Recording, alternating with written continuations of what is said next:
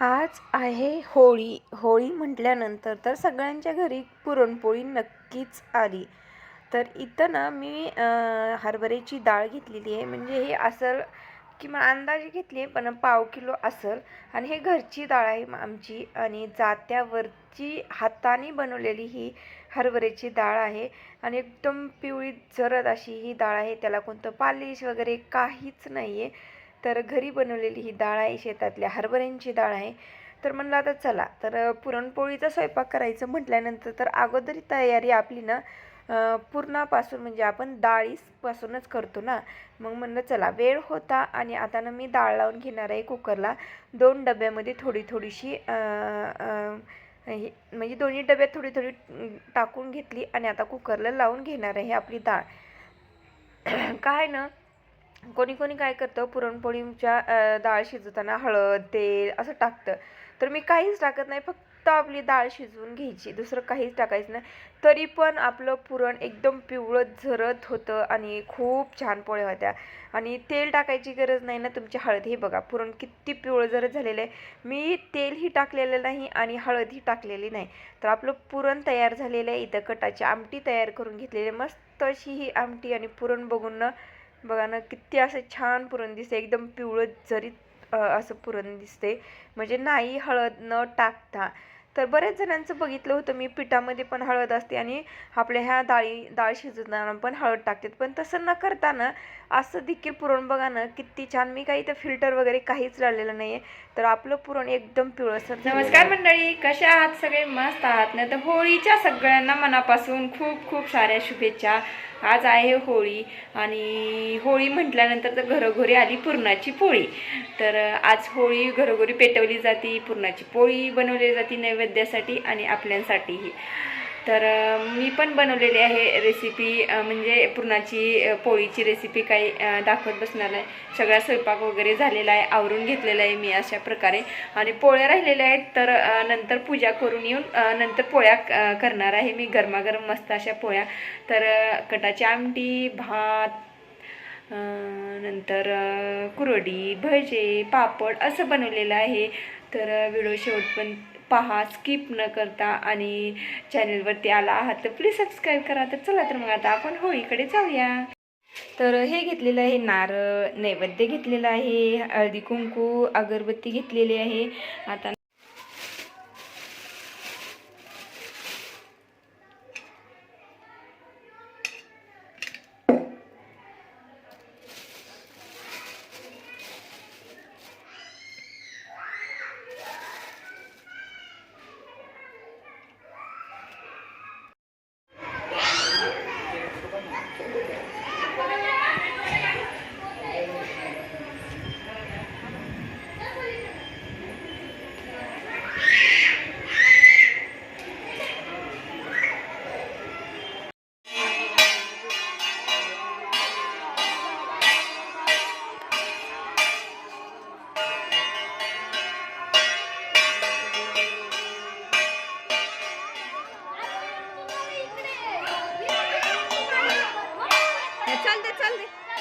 चल जा जा जा जा.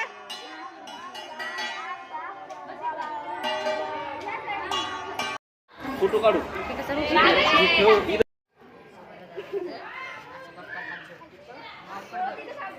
हां, काढला. हे हात काढितला. हां, काढला.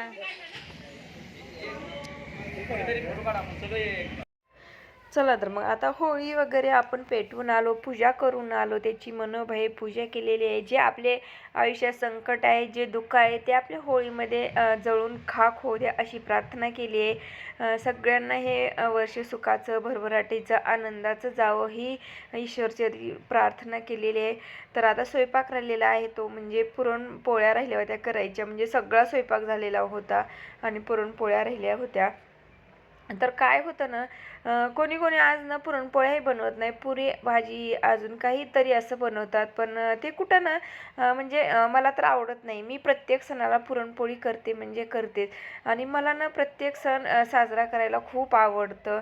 म्हणजे कसं आहे ना म्हणजे सण असल्यासारखं वाटतच नाही. जेव्हा पुरणपोळी जर सणाला केली नाही ना तर सण वाटतच नाही मला. त्याच्यामुळं मी प्रत्येक सणाला पुरणपोळी करते म्हणजे करतेच.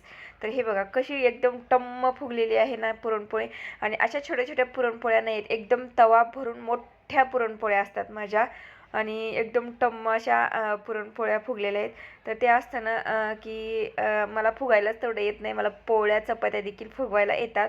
हे पुरणपोळीचं मस्त असं ताट दूध, कटाची आमटी, कुरवडी, भजे, आपली इंद्रायणी तांदळाचा भात, लिंबू आणि पोळी त्यावरती मस्त दुधात आणि पोळीवरती तूप. तर मस्त असं हे जेवण एन्जॉय केलेलं आहे. आणि रात्रीचे काही फोटो होते ते मी इथं आता शेअर करणार आहे माझ्या 2 मुलांचे. आणि दुसऱ्या दिवशी म्हटल्यानंतर तर कलर आलाच खेळायचा. इथं चालली बघा आहे मुलांची घाई गडबड खाली कलर भरायची.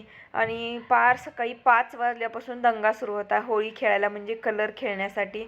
आणि इथं भूक लागलेली होती त्याला आणि थंडी वाजत होती, खुडखुडत होती. छोट्या माझ्या बाळाला कसं करत होता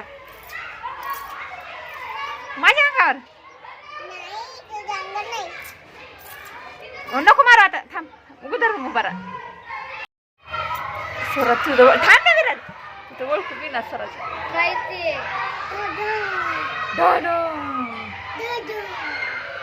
व्हिडिओ काढू ना इंस्टाग्रामला टाकायला.